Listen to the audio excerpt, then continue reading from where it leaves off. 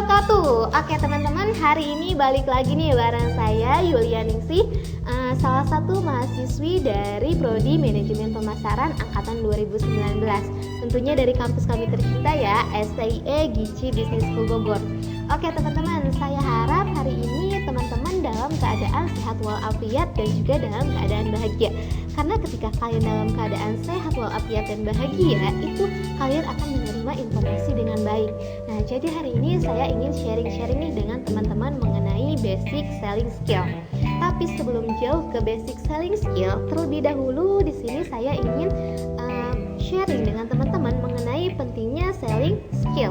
Mungkin selama ini tuh kita udah tahu teman-teman bahwa salah satu kunci kesuksesan dalam hidup adalah menguasai selling skill atau teknik menjual. Bahkan seringkali tuh kita nggak sadar gitu bahwa dalam hidup kita segala sesuatu itu berhubungan dengan penjualan.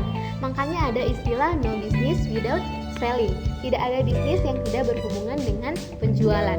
Coba deh teman-teman pikirin. Seringkali itu kita tuh pikir bahwa cuma orang-orang yang menjual produk saja atau jasa saja yang kelihatannya tuh mereka menjual sesuatu.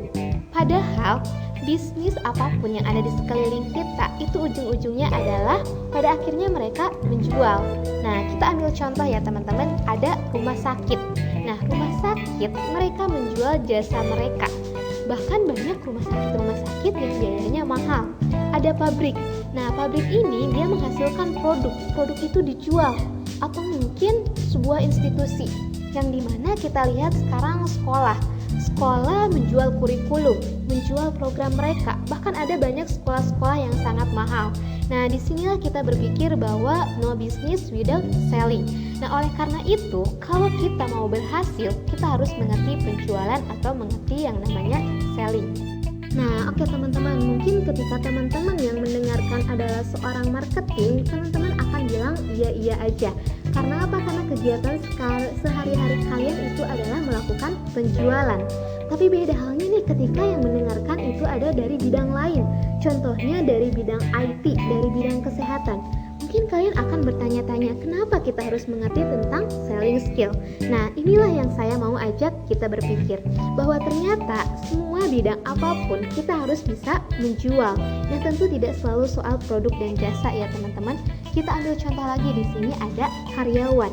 Nah, karyawan di sini itu dia menjual CV-nya, menjual riwayat hidupnya kepada perusahaan.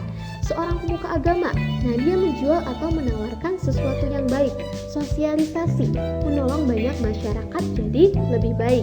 Ada guru, nah guru di sini memberikan pelajaran agar bisa diterima oleh muridnya. Ada seorang ibu, nah seorang ibu di sini dia memberikan nasihat kepada anaknya. Nah itu semua bagian dari selling skill sebenarnya, walaupun nggak semuanya berbentuk produk dan jasa ya.